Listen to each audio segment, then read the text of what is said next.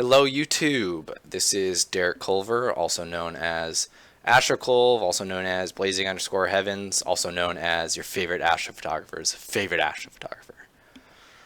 Cringe. Anyway, I'm a astrophotographer from Seattle, Washington, and by popular demand, I decided to start making some YouTube tutorials regarding how I go about imaging and editing and doing all my photos.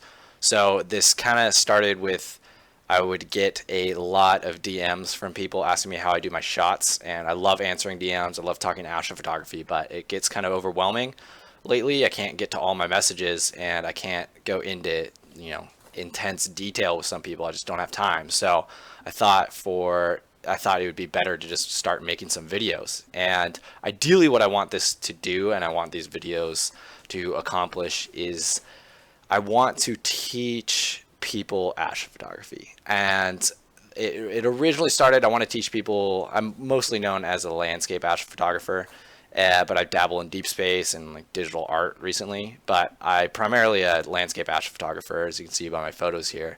And I use a lot of deep space techniques and some insane like processing and editing with Photoshop.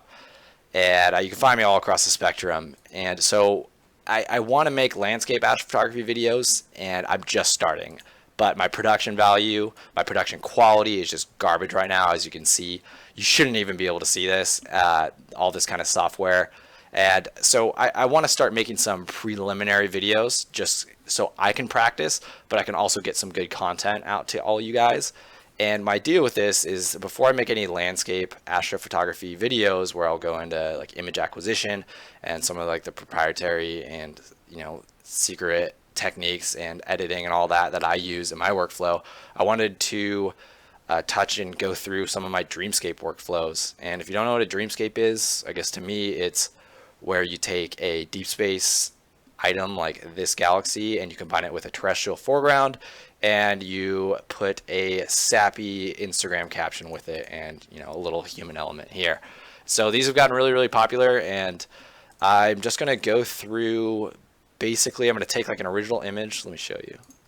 I'm going to take an image like this, which is shot by my really, really talented friend Taylor Languis. I can't pronounce your last name, man. I'm so sorry.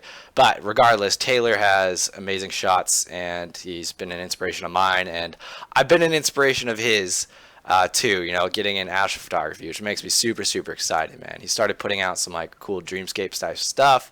Here's actually a collab that we did where he took the foreground, I took the sky, and I edited it, and he's been putting out some insane Milky Way shots and, always taking pictures of cool stuff like cute girls and landscape stuff. So really go check out Taylor. He's awesome. He's a great guy.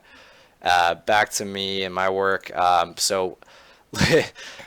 Basically what I want to do here is I want to just go through the workflow, and I'm going to take this image and I'm going to take a bunch of images and get this final output.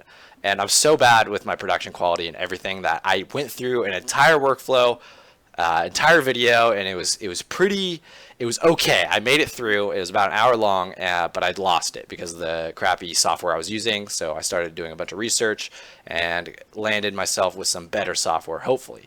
But this is the final image, and all it is two images put together. And I'm going to kind of talk through like a general workflow, and there's going to be certain aspects like layering and masking and certain adjustments and things that I'm going to kind of start at the threshold that you know Photoshop pretty well. You know it okay. You at least know Lightroom. You know how to use all these sliders. You're familiar with layering and masking, and that's kind of where I'm starting at. Unfortunately, I don't have time, and maybe I can make videos in the future with Photoshop basics, but I don't have time to go through all the basics. But the good news is you can go onto YouTube, you can look up Photoshop tutorials and Photoshop basics and layering and masking and Lightroom and learn for free. There's tons of free information online that you can just find through YouTube. And so I highly recommend doing that to kind of get a foundation. And then once you're at that position where you do astrophotography, you have your own workflow, you're looking to improve yours or just get an insight into mine, you can come to my videos, check them out, maybe learn a thing or two. So let's get started. First off, this is Taylor's foreground again, and what I like to do with my images first is, this is a great landscape oriented picture, but you know the gram ain't too friendly with these landscape oriented pictures. Got to get that 1:1 or 4:5 crop. That's just the default nowadays. So I'm going to go ahead and spread my canvas out just using the crop tool. You can just spread it out and you can mess around with the actual ratios. You can do your own custom one, whatever works. And I use cropping a lot. A lot of people don't actually crop their photos because they're too obsessed with resolution size and everything, but cropping is actually a very powerful editing tool. So I'm going to take this picture, and the first thing I like to do is when I'm doing one of these dreamscapes, I guess before I even got into this one, I had a pre-visualized thing that I wanted to do. So I contacted the gentleman who took this picture, seeing if I can use this picture. He hasn't responded yet, but here's the general idea I was going to do. This is just a low resolution file, so don't ever use other people's pictures without their permission. That's a given. Anyway, so here's this image right here, and it's just of the Bat Nebula. And what I wanted to do, so I'll just kind of open it up here, lower the opacity so I can see through this layer but still see where the nebula is and see, you know, the background. So I like to kind of position the nebula first and mess around with certain things before I do any like cut and paste or anything. And I wanted the bat to kind of look like it was flying like behind this horizon, was reaching over and biting or whatever, just looking kind of menacing. But second thought, I brought it in here and I don't really like it. So pre-visualization is good. You should always try to pre-visualize stuff. But honestly, for myself and other artists, pre-visualization isn't always necessary. So I'm going to grab the nebula that I want to use, and I can either bring this over in the canvas. I can just drag it by the layer and just go whoop, drag it violently into here. Okay, yeah, no, don't do that. Be nice. And so you can just drag it, or you can go Control A, Control C, which will copy everything that you just selected, and hit Control V into this tab, and it'll do the same thing. It'll drop it. Sometimes it takes longer, and it comes in differently. But anyway, so I've got my image in here, and it's a way bigger resolution than the foreground. The foreground was even a smaller resolution because Taylor sent me a JPEG, which, dude, come on, man. Raw, you gotta raw me, bro. Anyway, so first thing I like to do is I like to get all the masking and that kind of shit out of the way, because masking is boring. It's not fun a lot of the times. And it's just once you get a lot of the masking out of the way, then you can go ahead and have a lot more artistic liberties, and you can do all your creative stuff that you want to do once you get a lot of the masking. I like to look at a lot of my images end up being about 75% masking and 25% creative edits. It's just how it works, and I'll kind of show you. So before I even start, when I open photos into Photoshop, I don't use the camera raw prompt where it'll ask you like, oh, do you want to make adjustments? Because I like to have a really non-destructive workflow. And by non-destructive, I mean I don't want to make an adjustment that I can't reverse, and I don't want to go too far in deep on an edit where I can't take a couple steps back and try new things. And a lot of the times is I'll try, 10 different skies in one image after I've masked it, and do a bunch of different things and just see what works and try different things. And I will do my best to show that and kind of explain that more as we go on. So first thing I like to do is bring the images in here, and first thing I'm going to do, if you want to do any adjustment layers on the bottom, you can just hit Control J and make a copy. But I like to layer this one I can't spell, integrity foreground. And then I'll name this one my foreground. And what I mean by integrity, this is something that me and my friends always yell at each other, and integrity just means honesty, basically. And it comes from a time when I was playing soccer with my good friend Alex Shane in high school, and I forgot who we were playing, but anyway, he was a really great forward. He was dribbling and doing all this crazy stuff, and he shot on goal and just had this absolute banger in the bottom left corner of the goal and just slotted it away, and it was a goal, right? But the problem with it was that the net wasn't fully attached to where he hit it. He hit it right in the left corner, he tucked it right in the honey hole, just right in the honey hole on the left side. And so from the fans and a lot of other people's perspective, it looked like the ball just went through the net. It went into the goal, out the other side of the net. So a lot of people thought it didn't even go in the goal because it was such like a tight angle and such like a really, really close call. But the ref got it right, and it was definitely a goal.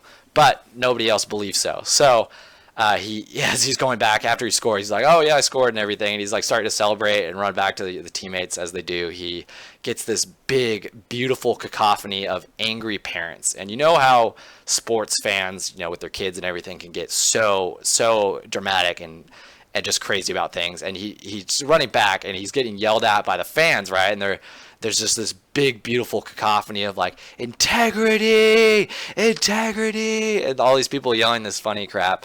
And ever since then, we've always yelled integrity at each other. So, little backstory. Anyway, back to the imaging. So this is the integrity foreground where I don't touch it, and I just have it as a base that can make copies and do things. Because if I want to do a filter on this layer right here, and I do a bunch of edits and do a bunch of things, and I'm like, oh crap, I don't like this, and I want to go back. Honestly, you can do a different way where you can have your workspace set up where you have the history right here, and you can actually have the history and it'll show you each steps by step. But I don't really like using the history. I'd rather just do it this way, and it kind of makes sense as we'll move forward. Maybe you'll see across some of these videos of why I do it. It's just it's a preference thing, but non-destructive way to edit. So I'll make a copy of this, and then I'll make this my integrity. I'll go sky. And so these ones I don't really touch, I just make copies of, and then I touch those ones. So I just turn these ones off just to have. They're more like reference points. So I'll take my foreground, and let's see what I wanted to do. I can't, so I have the PSD file for that last image that I showed you guys, the image that we're going to make out of this. I don't think I can make it exact, but it'll be pretty close. So first things first is you have to decide with your image, and this one's pretty easy, what you're going to mask and what you want to use. So with this image, I don't really want to use these clouds. They don't really add much to the picture. So I'm just going to decide, rather than trying to like blend around these clouds and everything and do that, I can just simply select this foreground along here and along the coast right here and have a really, really simple setup. And I also need to grab this guy right here, and I'll show you how to do that. The easiest way, there's two ways, and well, there's a bunch of ways, but some of the easiest ways are just using the magnetic lasso up here. You can just hit quick selection tool, hit W, and this guy is amazing. It's basically a mind reader, and it grabs based on color and tonal values, so it'll grab things. Oh, see, look what it just did right there. It just shit the bed. So the problem right here, it's not reading my mind, is that between right here, like this would technically be like a shadow. If this was really, really dark and then you had highlights up right here, Photoshop would have no problem coming in and grabbing the shadows, and vice versa. But sometimes when things are so similar in tonal values and then also in color, Photoshop has a hard time. But this tool is more capable than that. So I can come back in here, and Alt is kind of the negative button in this. So see, when I hold on Alt, my cursor changes from adding to the selection to subtract, this little minus, which means subtract. So now I just want to grab this rock, so I can come in here, everything's selected, I can unselect right here, and I can kind of, I'm just holding on Alt and holding on the left clicker, and I'm just dragging this puppy along right here. And great, we have a pretty decent selection. So far, so good. I can be a little more refined and come in here. Yeah, that looks good. And you can be really, really meticulous. I'm not going to in this video, and do a way better job and come in right here and make your cursor smaller. I like using the hotkeys, just the bracketing keys. And then you can come in here and kind of click away, and Photoshop's going to do a pretty decent job of not grabbing the sky. And it's better, so there's some parts, like sometimes I'll lose a little bit of rock, and that's fine. A general rule of thumb is that you want to lose, you can lose a little bit of the foreground. You don't want to have too much sky, because then you end up having like little blue patches around when you mask this and you do things.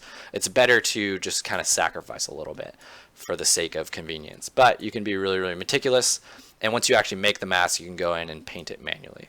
So anyway, this is fine, and I can come edit this later. This will work. So I'm going to go ahead, and I'm on my foreground layer, and I'm going to go ahead with this selection. This is going to create a mask of the selection. And I'm not going to explain like mask or anything. I assume you already have a pretty decent grasp of masking and layers. If not, pause the video, go watch a basic Photoshop tutorial and learn about masking and layers.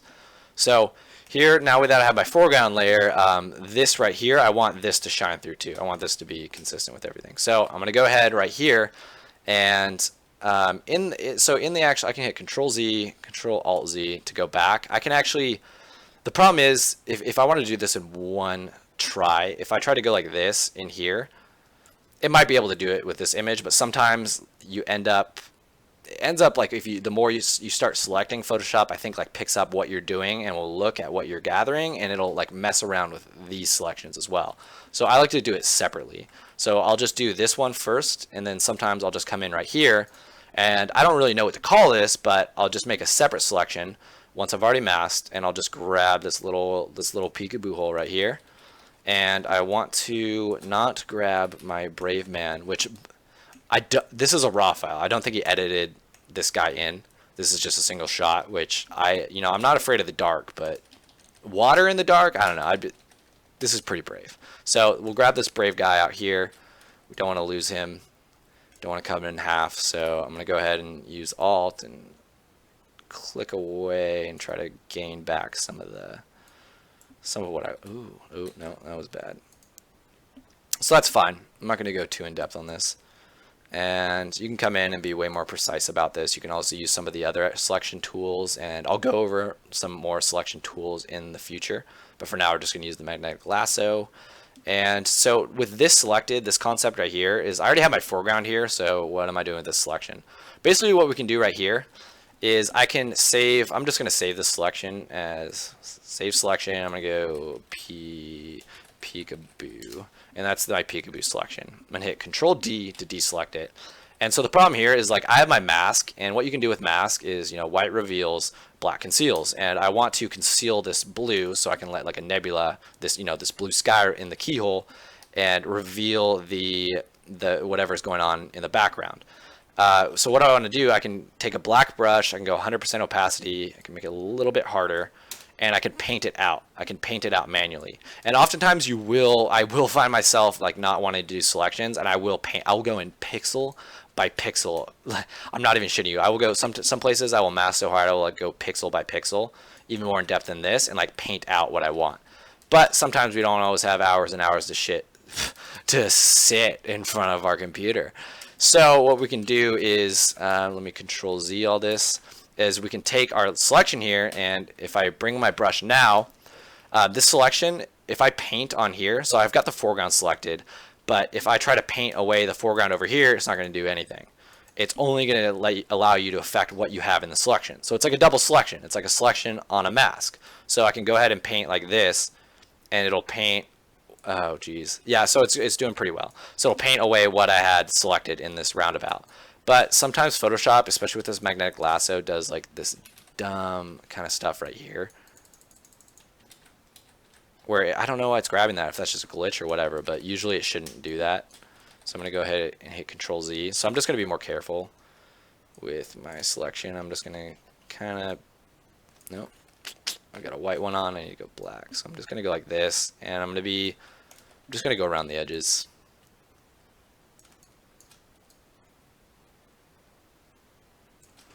And I'm going to carefully paint. Dude, sometimes I may just go quiet during this because I'm focusing on editing, so my bad. Just want to say sorry for that.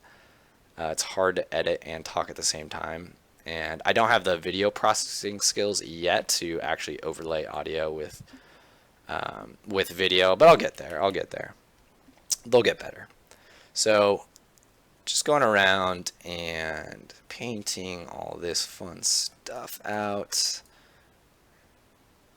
This is great fun. I'm telling you, once you get the masking done, it gets better. So I'm gonna go ahead and paint this all out. Okay, so I focus on the borders first because you can just easily just come in like this and paint away. And if your selection was good enough, you would just basically just go like this and paint everything out. But mine was giving me some weird glitchy stuff on the outside and on his head. So I don't want that. You don't want any of that. Masking's done for this. Good. I'm gonna hit Control D and deselect. And so now, actually, what I want to do is you need to refine your mask.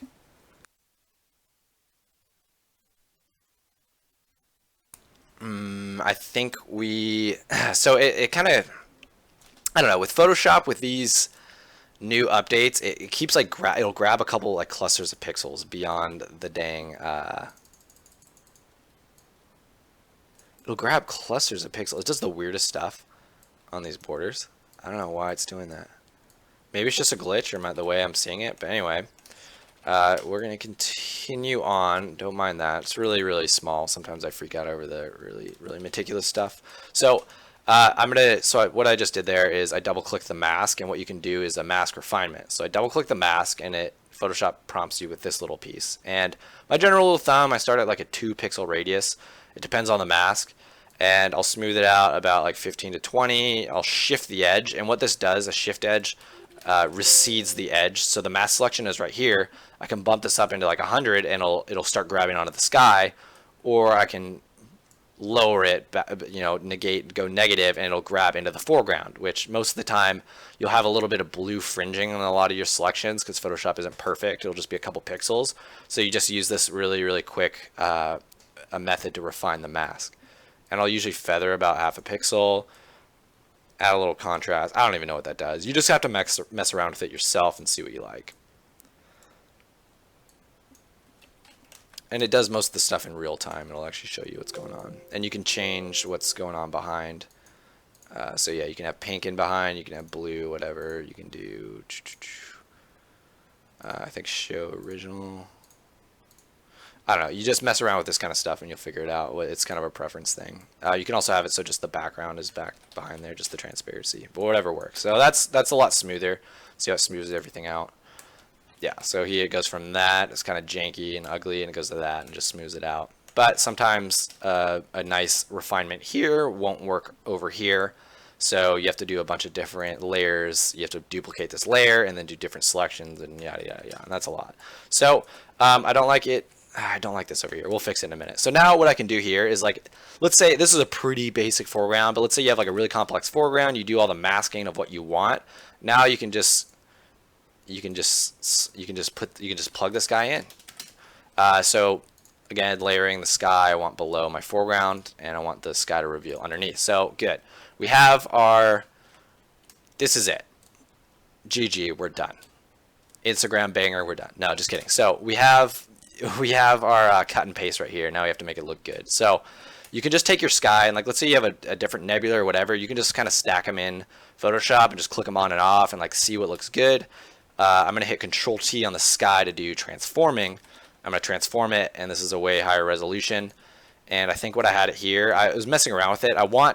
Ideally what I pre-visualized, I wanted a light source coming through here, having this guy have a shadow, and I wanted the nebula to look like it was creating the light source. So it looked like it helps with this kind of like deep space fantasy look to it, like it's creating the light source. And I think that looks really cool. So I'm actually going to flip this so it's facing the other way. Yeah, actually let me find the actual original image, what I did.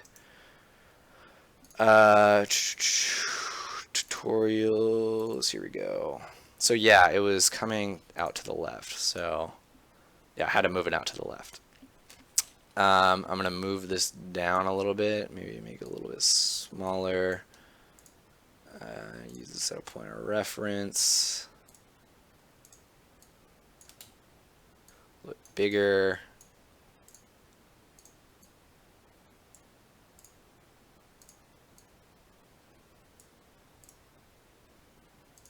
That looks good. Yeah, it's about the same. But whatever you think looks good, you can do that. And so it really allows you, it gives you like really good creative control once you've masked. You can just mess around with these.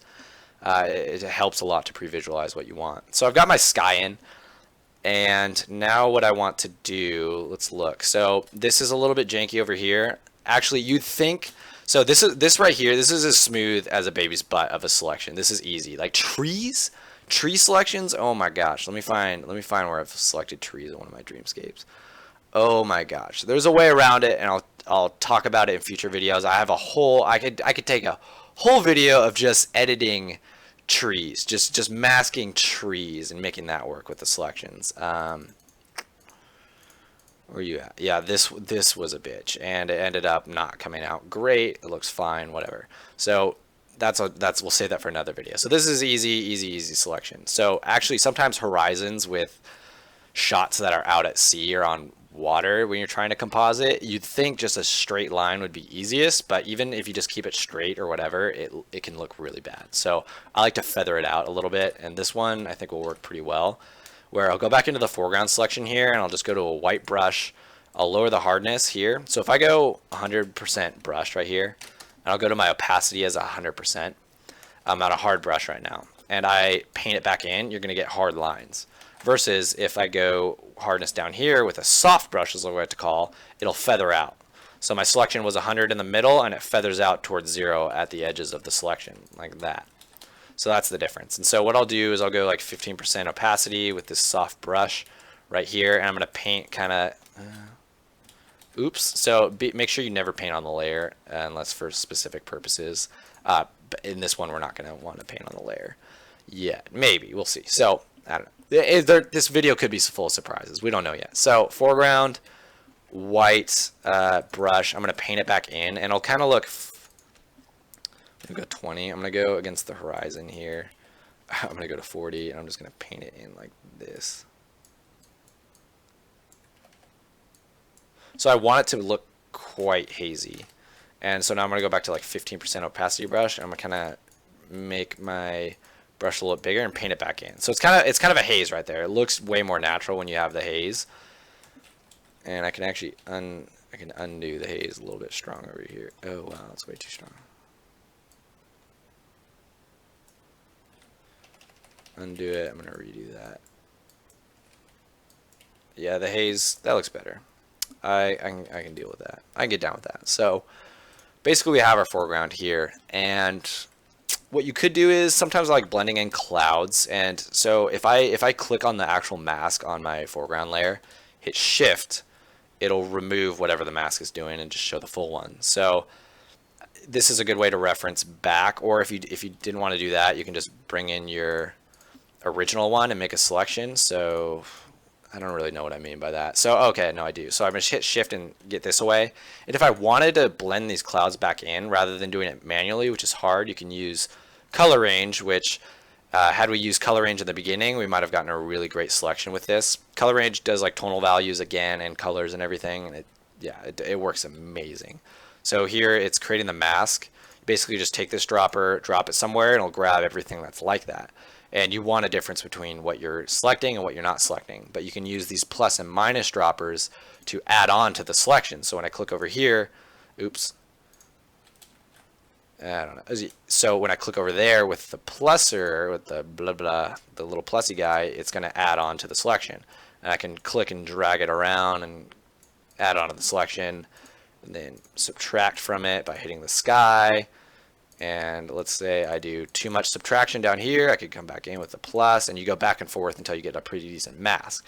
And then I'm going to make a whole video, especially in my advanced landscape astrophotography videos where I talk about editing and this kind of masking, and I'm going to go to town on how to use color range like crazy and using different color channels, combining multiple color range, color channels, luminosity masks for selections to get really, really refined masking. And that's what I use for trees, and it makes if you've ever tried selecting trees, it's hard. And like these, I know a technique to go around and to do that really successfully. So I'll save that for another video. But the color range will work for the sky, or for this cloud right here. If I wanted to keep this cloud in, you do it manually. You could also grab it in the color range like this. I'll make a selection. I'll save the selection up here, and it looks like smog to me. So there we go. I've got the selection. You can hit Control H usually, or you can go to View, Show, Selection Edges, and it'll remove the selection. I have TK Infinity Panel 4 by Tony Cooper, and it's amazing. He has this little thing where the marching ants that I just disappeared will show here. So you know you're on a selection, but you don't have to deal with trying to look around them on the actual screen. So I'll go back to this, and with the foreground there, if I want to bring back some of the clouds, I want to take a white brush and paint them back in on the mask. And if I go 40% on that, well, let's go 100%. If I go 100% on that selection, it'll paint only where the clouds were selected mostly. And it's like a pseudo luminosity mask. And you can kind of paint the cloud back in. It's going to look really crappy from up there. I'm going to hit Control D and deselect. And yeah, so it's got the line with the image. There's ways to go around that. If you stretch the canvas or warp this, you could easily get the cloud looking how you want it to. But if you wanted to put a little cloud right there, you could. I didn't really want to. In another video, I'm sure I'll go over how to blend in clouds into like the Dreamscape stuff. But for now, we're just going to work with these two images. Now what I want to do is I want to start doing some fun like artistic edits. And the biggest one that I'll show you that I like doing is light sourcing. So what I've learned with photography and what I've kind of come to, and this is my philosophy, is with a lot of images, you don't want too much detail actually. And it's really great if you get a lot of detail, if you focus stack, if you do any sort of crazy foregrounds and that kind of stuff, you do great detail. But sometimes too much detail can distract from the message or the feeling you're trying to convey with this image. And you could, I mean, your histogram will look like shit having this all black, and maybe if I darken this, but I want the center to be the silhouette right here with a light source that I make, with the nebula making the light source spanning out. And I want it to be on the nebula, and I want it to be on the connection between the human and the nebula. So to do that in the best way that I know how to is I'm going to create a group right here by just hitting the little folder button. It'll create a little group folder. I'm going to go to light, and you can name your stuff whatever you want. It just helps me. I use dumb names. You can use whatever you want. These just help me stay organized. And I'm going to add some layers. And I'm going to change this first layer to a hard light blend mode, and I'm going to change this layer to a overlay blend mode. And then I don't need a third layer yet.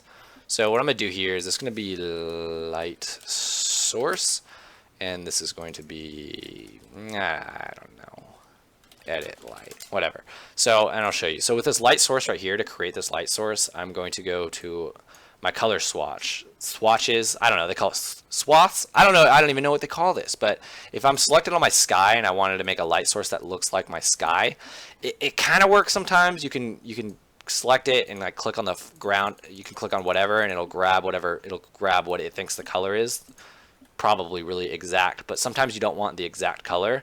But I can go to this like pink right here and I can slide it up and desaturate it and make it more of like a white.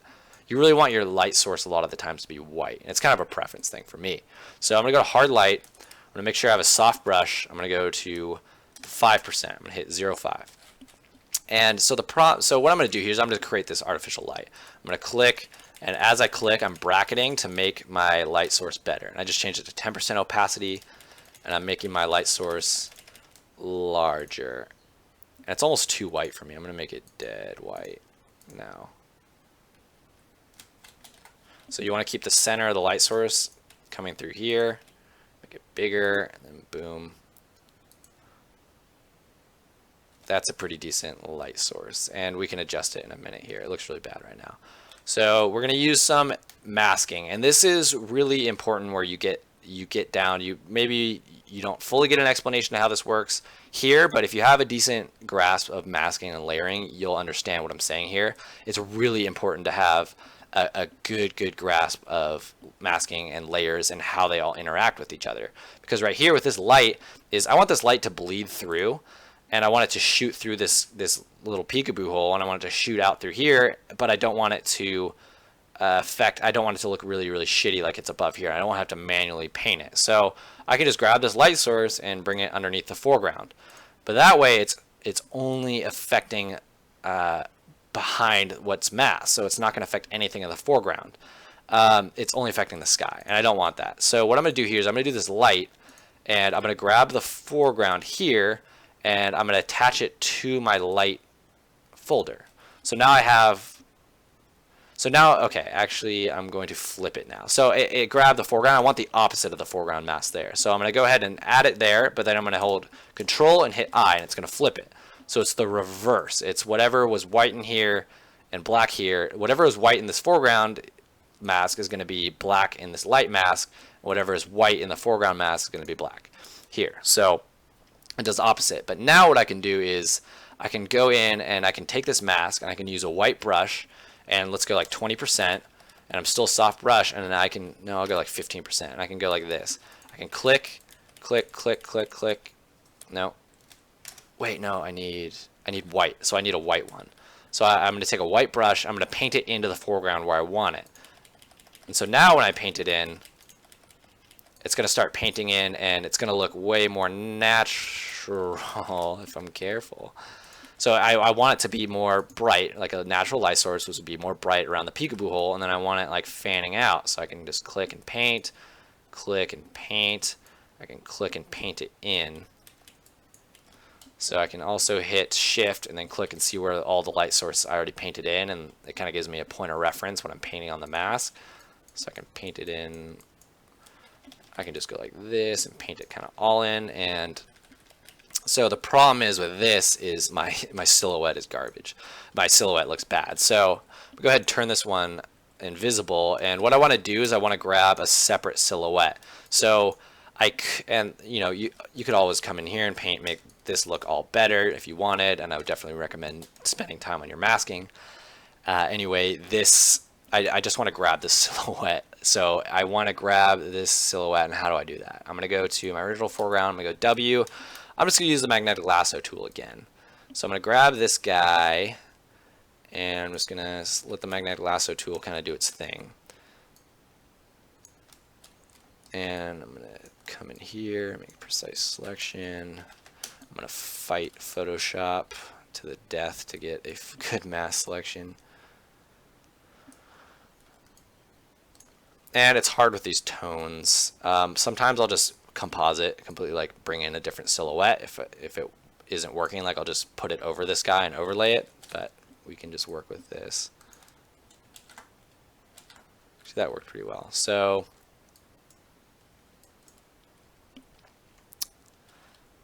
let's see. Let's see how Photoshop had. Oh yeah, it's not going to do that. So I'm just going to go ahead and I'm going to go. So this is why I have the original integrity layer. I can go to this layer, which is this guy, and when I hit Control J, it'll copy the layer. But since I only have this selected, when I hit Control J on this, it's only going to copy what was selected. So now I only have this guy. This is the only thing that's selected. So I have, and it's a little bit janky, but what I can do here is, let's see. What I'm going to do here is I'm going to go to Select, Save, and go to my I don't know. You don't spend time making names. I just like making names. So I'm going to go silhouette, because that makes sense. So I'm actually going to my channels, and I'm actually going to paint on the silhouette. So this is a really cool thing that I do a lot in my advanced stuff, and I will be showing how to do this in some of my more advanced tutorials. This is kind of just a basic run through. I'll actually paint onto this channel layer. So the selection that I made, the man or the silhouette, is going to show up in the channel, and same with the smog and same with the peekaboo. So I'll go to the silhouette and see it kind of grabbed all this kind of crap, and I'll clean it up. I'll just clean it up on the general silhouette of how it looks. So that looks okay. Maybe I'll brush in right here, a little bit right here, and you can actually overlay it with in the actual image in a red way. So now I can come in right here, and I can go in with a black brush. I made the brush hard again, and I'm going to paint away the parts that I don't need. So delicate area right there, be careful. And I come back right here, and just going to go through and do an okay job at this. Oh gosh, I'm going to make this look I'm going to make his hands look all deformed. Oh boy. Yeah, you can do a way better job than this. I highly recommend like actually zooming in and painting something like this and taking your time, because if you want to put out a piece that you want to print or something, it's really important to be meticulous about your masking. Masking is everything. Masking is life. So I'm going to paint away this kind of stuff until, oh gosh. It doesn't look too deformed right now, like his hands. Yeah. Yeah. Yeah. It's okay. That's fine. It looks like lobster hands. Okay, so whatever, that works. That's fine. That's fine. We can get by with that. So I'm gonna go ahead and click this channel off. I'm gonna go back to my layers, and now that I have that selected, if I turn on my light source, what I can do here is I can go to select. I can go to load selection. I can go to silhouette, which I just edited. It's the same one that was in that channel. I can select it. So now I'm going to hide it. I'm going to go to view, show, selection edge. I'm going to go with my brush, make it bigger. And so I have this in the light, and I don't want the light affecting the silhouette. I want the silhouette to be strong in the face of the light. And so I'm going to go with a black brush. Let's go to 100%. I can just paint. So now when I painted, it didn't affect anything but what I had selected. So it brought back the silhouette. And you can play, now that you have the silhouette back, okay, you can come in and you can kind of make it look more realistic. So now if I go back to my white brush, still on this mask on the light source, I can go like 10%, and I can kind of draw it in on the edges if I wanted to. I can kind of make it look like, oh, oops, it's a hard brush. I need to go soft and go kind of like, I don't know, you can draw it in, but I like making my silhouette totally black. So I can actually go, I still have that selected. I can make an adjustment layer right here. I'm actually going to bring it up right here. I'm going to lower the brightness and up the contrast because I like my silhouette like silhouetted. And this also brings out some of the imperfections of my selection too. So you really got to be careful and like really be precise about these types of paintings or else it'll look bad. So before I do that, I'm going to delete that adjustment. I'm going to go to my channel and I'm going to go back to my silhouette and I'm going to paint away. I need to go hard brush when I'm painting on this usually. I'm going to paint away. I'm going to use black right here. Oh, that was white. Use black. Refine this. Just make it look. I just need to make it look decent. It doesn't have to be perfect for this tutorial. Now I go back here, and you want to repaint what you did. So okay, instead of loading the selection up here, you can be lazy and you can just go into the channel layer or the channel tab here and hold on Control and click silhouette, and it'll select it. And you can go to light, and I'm gonna go ahead and use 100% black to redo what I just did earlier. And now, okay, so now that I have selected, now I can make my adjustment tab and go brightness, contrast, and I can make the silhouette a silhouette. Oh wow, it's still, why did it not update? Let's try that back. So the silhouette here should work. So I should be able to hit here.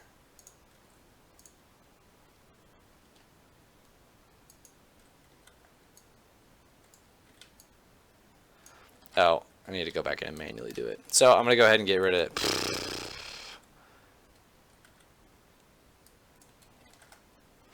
Well, you know what? If I mask, well, I totally just shit the bed on that. So if I mask this right properly in the first place, you wouldn't have that. I'm going to come in later and get that. And I can show you how to use a heel brush. Okay, you know what?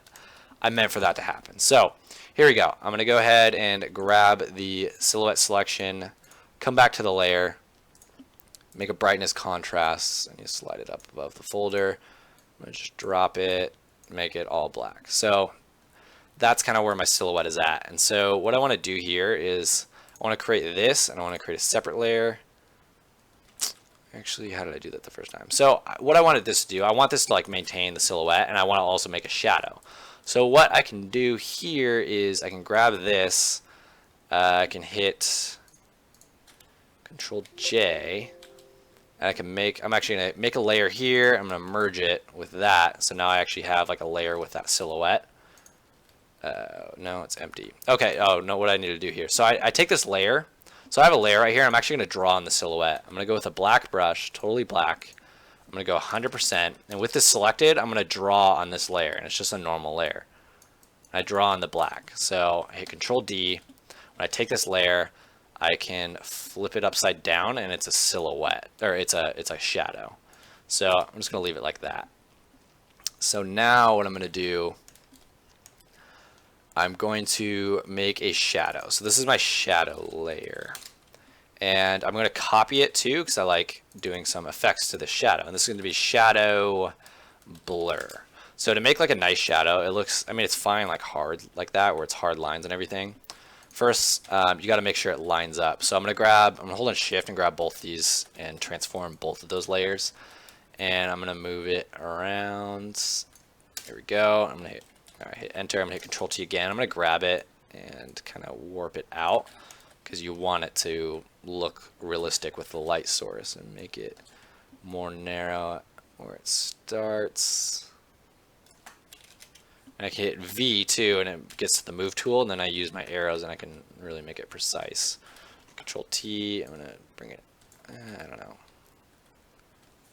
That looks fine. So with the blur right here, it's basically the same as the layer for now, but I'm gonna put a filter on. I'm gonna go to Filter, Blur, Gaussian Blur. And yeah, now you wanna mess around with this, not too much. You don't wanna go like 50 where it's just like that. You wanna go like a realistic shadow isn't always perfect. So I'm gonna blur it out a little bit like, it's touchy right here. Yeah, I'm gonna go like that. So there's my shadow blur. So I have my shadow and my shadow layer, and I'm going to lower the opacity to like 35. I'm going to lower the blur to like 35 because you don't want your shadow to be totally black or else it doesn't look realistic. But you do want it to look kind of realistic, and you just kind of eyeball it.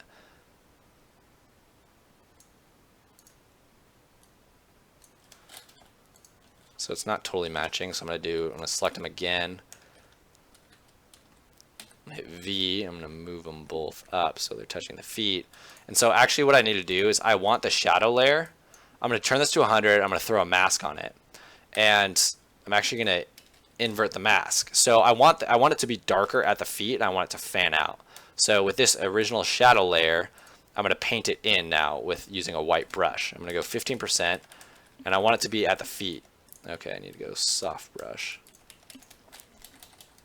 So it looks janky, so I'm going to go with a soft brush. I'm going to kind of paint it like this. So it's kind of got a gradient to it. You can also use the gradient mask if you wanted. So now when I pull in the shadow blur here, I can actually lower this one. I can paint it. I want it to be dark at the bottom.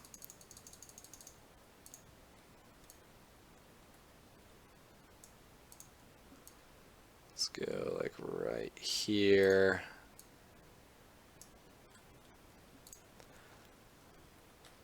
Let's see. So let me think right now.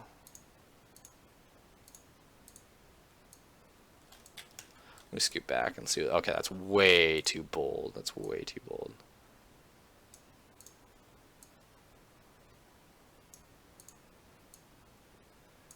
I'll lower this. I'm going to bring the blur up. Or should I do it in this one? Yeah, it's pretty faded. I want it faded. And I actually want to blur this more because it looks all deformed. Oh my gosh. Blur, Gaussian blur. Blur it out a little bit more. A little bit too much. You just play around with the Gaussian blur, what you think looks good. God, it looks like Stranger Things. What is going on here? I'm so sorry. Anyway, you can do way better than me on this. Let me up this, and then I'm going to paint away. So I'm going to up the opacity on that, and now I'm just going to manually paint away it because I want it to look pretty dark on the feet, but not so much up here. And then I want the shadow blur to be pulling most of the weight up top. I think I blurred it too much. That may be my problem, or I stretch it out too much.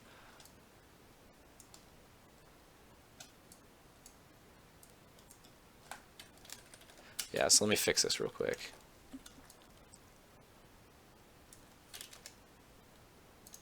I'm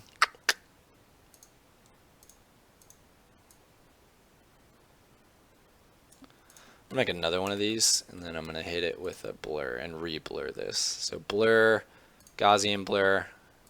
Let's go like 9, 8 or 9. Sounds good. That looks good. Okay, that helps a lot more. That looks way better. Still, it still looks like an alien or something.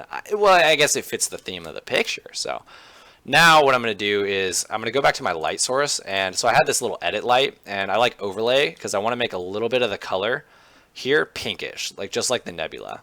And so I'm going to go up here to like some purplish pink. That's a little bit too blue. Go like a really desaturated brush.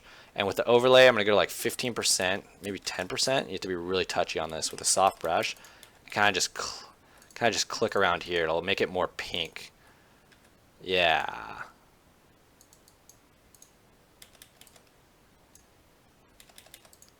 And you can make another one. You don't want to match colors on the same one. You can make another overlay. I'll go soft light this time, which is slightly different. I'll go a little bit more blue, purple. and I'm going to paint around here. And then what I'm going to do with this light source, I'm going to kind of paint it back. It looks a little bit too bright. So I'm going to go 10%. I'm going to kind of paint. That looks fine. No, I can get down with that. I want it to kind of spread out. So I'm going to paint it away. I don't want it too bright like on this foreground.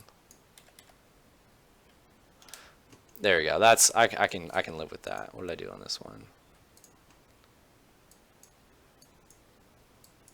Okay, that works. So we got a light here. I can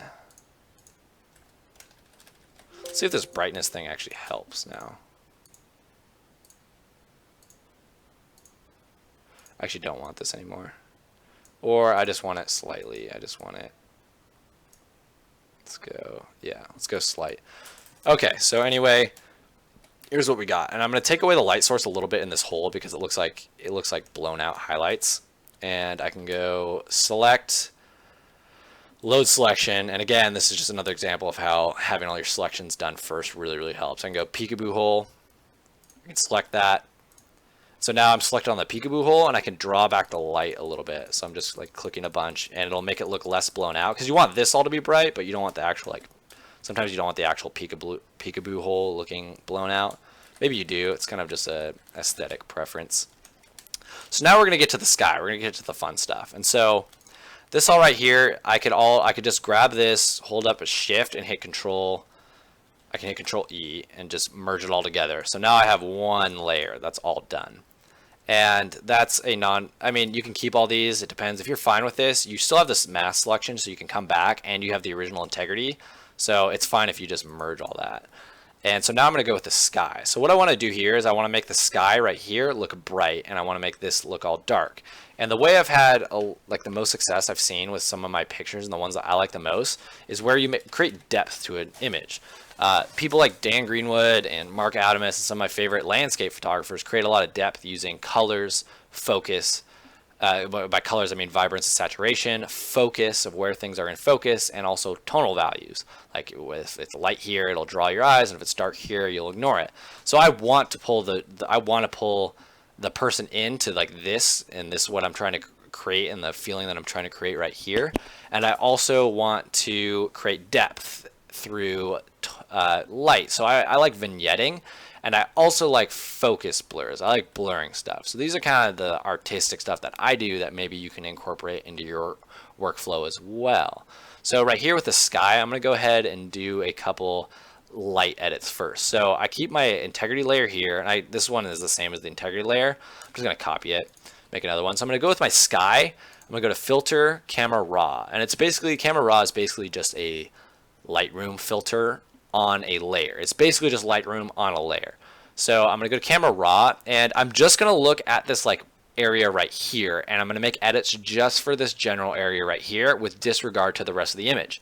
Here's the full image. So in our image, it's around this area, which on this display is like right around here.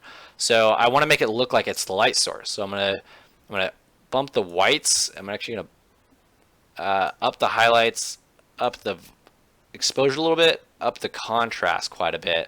I'm going to lose clarity as well. Clarity makes light look better, actually, in my opinion. So I'm going to lose the clarity there, and this is going to apply to everything. So let me turn this off. So this is the edit here. This is the edit that I did here, but I don't want it to affect all right here. I just want it to affect right here. So I'm just going to mask it. And I'm actually going to hold on Alt and click Mask to do a all black mask. So now I'm going to keep this one kind of back. So now when I do the sky, I'm going to go on here with a white brush onto the mask of this light edit. And I'm just going to paint it into where the light is. So I'm going to click, make my brush bigger, click. I'm just painting around here. Maybe I'll go like 35%. So now I just painted in right there. And that's a really... Okay, it's not... Oh, I need to bring it up above here. Oh, okay. So let me go back. So I had it behind this sky copy. I'm going to keep this... I'm going to keep the integrity copy down here, and I'm going to keep this one right here as a secondary. So we can disregard this one. So, No, okay, so the integrity one is the original one. I'm going to keep this one as like my base. This is like integrity 2.0. So the integrity I didn't warp. So I kept it in its original form. So I can just disregard that. So now what I need to do is I need to keep this base and keep reproducing on top of it. So, and by hitting Control J to copy it. So now I've got this edit here and I can paint it in. So you bring it up to the top so it's above here. It wasn't showing because it was behind one of these layers. And I'm going to paint it in. I'm painting light, and you can hit shift on this to see what the whole thing is. So it gives you like a point of reference. So yeah, I do want it kind of down in this area too, close to the light source. So now I'm going to go down, B for brush, 25% opacity. I'm going to paint it in. I'm going to paint it in over here. So now when I hit it, I can see the difference that I made. Okay.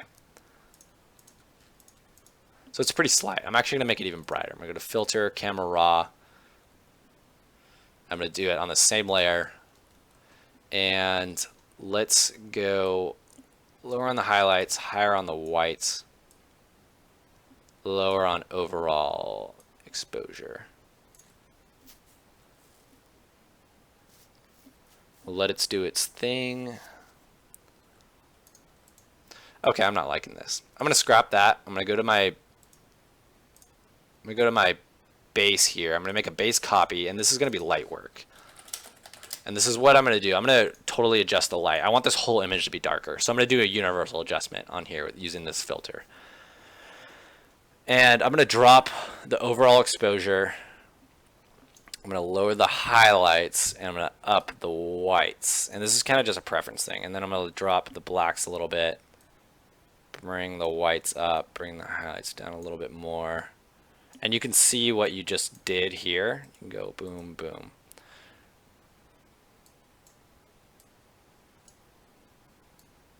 Yeah, so you can hit this little button and it'll reset everything. So that's just a slight adjustment there. I just wanted it a little bit darker to start out with. And now Photoshop, okay, there we go. So that's fine. So now I'm gonna hit Control J. I'm gonna go to Filter, Camera Raw. I'm gonna do the same thing where I'm just looking at this light source right here. I'm only gonna edit for right here. And so when this guy comes in, I'm just gonna blast the whites, blast contrast, lose a ton of clarity, lower the highlights a little bit, and make it a little bit warmer, slightly. Okay, that looks good to me. So now this one's on top, and it's going to show everywhere, but I just want to paint it in here using the mask. So I'm going to create a dark mask here, and I'm going to paint it in just where I want it. And so this kind of workflow is used kind of in a lot of advanced landscape. This concept is used in a lot of like painting of landscapes and a lot of really advanced like landscape photography stuff, and it can be really, really useful. The same kind of process in this as well. So this is my light work, and I'm gonna call this one my base now. I can really, this is like integrity 0.2. So this is my base. I'm going to copy it again, and now I want this all to be dark. And so if I darken up here, I don't necessarily want to darken right here. So again, just go to my filter, Camera Raw. I'm only looking up in this area, and I'm just going to make edits for this kind of dark area. I really want to darken up there. So I'm going to drop the exposure, drop the black point. I'm actually going to up the shadows and drop the black point a lot. And that's going to create, let me up the contrast a little bit, the whites, lower that. Okay. I really want it to be dark up there. And I'm going to go ahead and, okay. So now this one is layered in position behind the light work. So this is the light source sky edit, and this is like the up top dark stuff. So yeah, see, it looks all, I mean, it looks, I don't want this one to affect here too much. And so I'm going to keep this one right here. Let's see, I'm going to create a negative mask for that, and then I'm going to paint it into where I want it. I'm going to go 25%. I'm going to start, actually I'm going to 35%. I'm going to start painting it in up top in these dark areas. Paint it in over here. I'm not going to touch, it's feathered out, so it's not touching here as much. It's mostly touching these dark ones. I'm just going to paint it in where I want it. Paint it in over here on the sides too. Let's see what I did in the original one. Yeah. So that looks a lot better. So that just allows you to do selective edits. And basically all Photoshop is, it's Lightroom, but with really complex selections and layering and masking. So this looks fine with me. I can get down with this. Now what I really like to do is I'm going to combine all of these. I'm going to hit Control E, and ooh, that's not going to be, yeah, I'm going to hit Control E and it'll combine all these layers together.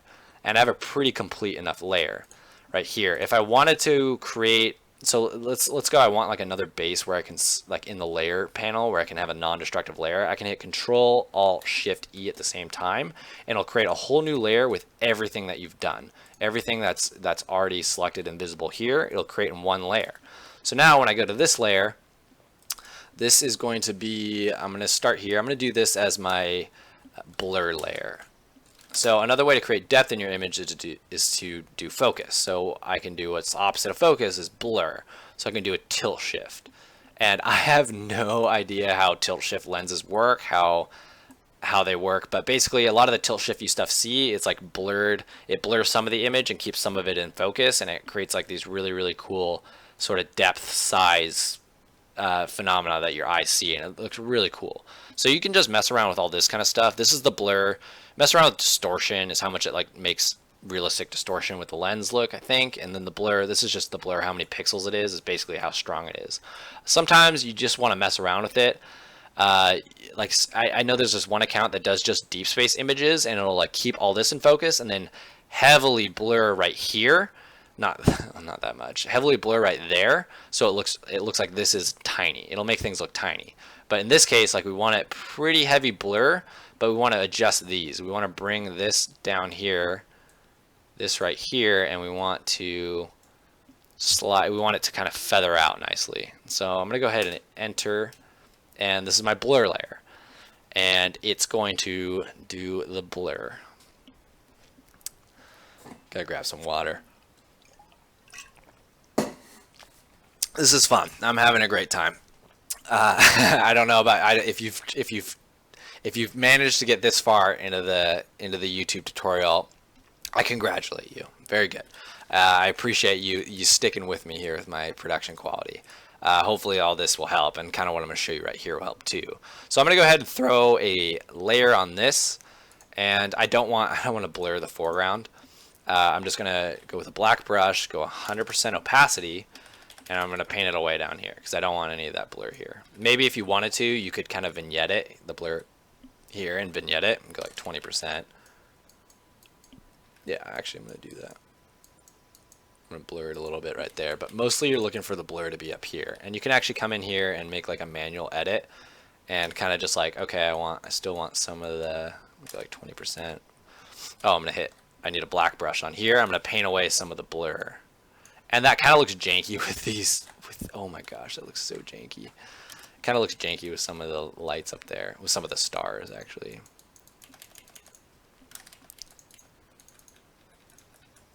So you can bring some of it back, and then you can also lower the opacity of how, that looks kind of crappy. You may have to do multiple tries with the tilt shift blur, because if you try to use the opacity, like for this image, for example, it makes it just looks crappy. So go ahead and do that. Let's see how yeah, it looks kind of the same. It looks pretty close. So now what I'm going to do with this is I'm going to go ahead and I'm going to turn that one off. I'm going to go ahead and hit Control Alt Shift E here again. I'm going to make another one of these layers that I did for this one. And now what I'm going to do is I'm just going to merge. I'm going to take both these and hit Control E and merge them together. I'm going to hit Control J and make this copy. So, and this copy is going to be another selective edit where I want to darken this. And I'm just going to make this darken. I'm going to do the same thing where I have a separate layer. I go to Camera Raw, and I'm looking right here. I want to silhouette this kind of stuff. Yeah, what I did here is I made this really dark and I made this really dark. And so I want to silhouette, I want to make this all a lot darker. So I'm going to lower the black point, go to the exposure, and you can do it this way. Oh wow, I actually kind of like the overall effects on this. Maybe at the end I could just add like an overall curves adjustment. Let me look at this. Lower this, blacken this. Whites are up. Shadows or highlights I don't want to. I'll bring the white point up. I actually like this. Okay, yeah. Kind of like that. Way more, I don't know. So I'm going to go ahead. Ooh, I don't like the whole thing. Let's see. Yeah, I don't want it too dark up here. So I'm going to go ahead and put another dark mask on here. And I'm going to paint it in where I want using a white brush. And I like to use the X key. When I'm on a mask, it'll automatically usually go to white and black. And I like to use the X key to switch between white and black, or you can hit this little button. And I'm going to paint the darkness in where I want it. Hit shift, see where my pointer, use this as a point of reference. I'm going to go here. I'm going to paint it in. And let's say if you wanted to make this kind of rock up here silhouetted, that'd be kind of hard. So with just painting it manually, so I can just go to my select, load selection. I can go to my, what was it called? I had a whole, I guess I didn't save it. So I didn't save it. I should have made like a foreground save with the mask. So I can just go to this. So this is the foreground. I merged it so it changed the name. So this is the foreground. I can just go right here, and with this selected, I'm only going to be able to paint in where that foreground is selected. So it's only going to affect the foreground. So when I paint in this darken layer right here on this mask that reveals the darken, it's only going to reveal it on where the foreground is. If that makes sense. So I can put it in right here. Yeah, I got this real dark over here.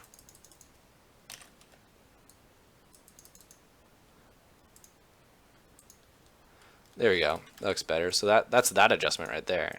And it's all really subtle, and I like doing lots of different layers to get it in and make it look good, rather than just universal adjustments. So I'm just going to go ahead and blend these two together. Let's see. What else did I do? I think I maybe did the tilt shift too hard right here. So I'm going to go ahead and delete this. Yeah, so that's the thing about non-destructive things. If you make multiple layers and you're like, oh, I don't like how much blur I did there, you can just delete it and restart. So I have like a checkpoint right here. So I'm going to start again with Control-Alt-Shift-E, make this new layer. I'm going to actually copy it again just to have one. I'm going to go to Filter, Blur Gallery, Tilt Shift. I'm going to retry this. So I liked the blur. I wonder what I want to try to match it, but I didn't like how. I think I did a heavy blur, but I made it start kind of further up. Yeah, because this one's still in focus, and then that one's blurred, and it kind of loses focus right here. Loses about right here. Yeah, that looks a little bit better. And I lost focus around over here. And I just zoomed out. Also, I probably should have put that in the beginning. I hit Control plus or minus to zoom in and out. So here we go. Now, go ahead and hit Enter, and yeah, it's gonna put the blur where it's gonna put that nice blur up there, and I just need to mask it so I don't have the foreground. And I'm gonna go X, 100% opacity brush. I'm gonna paint it out. Maybe paint a little bit into the sides here to help with that. Help with the kind of focus in the middle, and it kind of makes it look more moody when I paint in some blur. Okay, I like the blur. Kind of fix it. Still looks Stranger Things though. Still looks Stranger Things. I'm gonna paint it in right here. So that looks good. I like that. I think that looks fine. Okay, so I'm gonna go ahead and blend the two right here, and this is my blur layer. I'm gonna copy it, and well, actually instead of doing the whole layer thing, you can also just go like this, make a brightness contrast, and I want to kind of vignette the whole image. I'm gonna drop the brightness, up the contrast, and I'm going to flip this, hit Control I, or if I originally started, I could use Alt and put the mask in. But either way, I'm gonna paint it in here.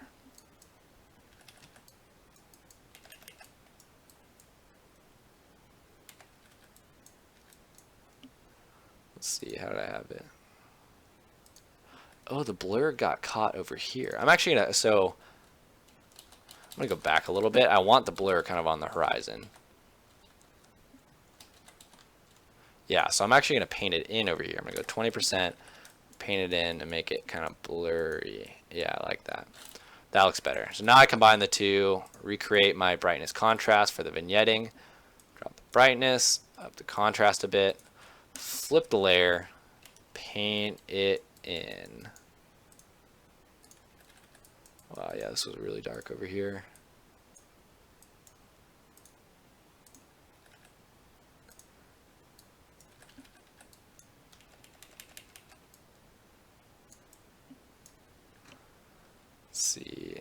want it to be a little bit darker up here. Overall here. Okay. And this looks about good to me. This kind of looks like a pretty mysterious dreamscape. And of course, if you have your own edits, you can add on and keep doing a bunch of different selective edits. If you want to get really precise, like if I want to make this really black over here, I could just paint it in or use some other crazy stuff and just get this really dark. So I could go like curves. I don't want to make this black starts like blowing out. Oh wow, so that's what, okay, I actually do like this darkness over here. So I'm just going to use this one again. I'm going to paint it in more. Oh, I like that. It adds to the side, it adds a lot of depth over here. Okay, and one last thing that I'm going to do real quick is I'm going to check on this. And okay, on this layer, so you should definitely look up how to use the heal brush, because like let's say I have these pixels right here. Like this isn't a perfect blend right here, but I have this pixel that's hanging out in between his legs down there, just hanging out. I can go on my top layer here, go to the heal brush, just come in and just whoop, and like that. All right, so I think this is pretty good. I hope y'all learned a little bit from this, and I actually might post this to Instagram and then use it as like an advertisement, like, hey, I just made this, I have a video up on YouTube. Yeah, so thank you all for checking out this video. I apologize about the production value, but I am excited to start getting into YouTube, and I'm excited to get better at making tutorial videos and maybe reciting them more and having more production value and continuity. But overall, I just want you guys to learn some stuff and get an insight into my workflow. So thank you again. You can check me out if you didn't already know on Instagram. My username is @blazingheavens. Give me a follow, shoot me a DM if you have any suggestions or any things that you want to know about my pictures, and maybe I can include it in the next video. And you can also feel free to comment on this video, especially. I don't have any subscribers or anything yet, so I'll definitely be able to get back to a lot of the comments that you guys leave on this video if you have any specific requests or anything like that. So thanks again for tuning in, guys. I will talk to you soon.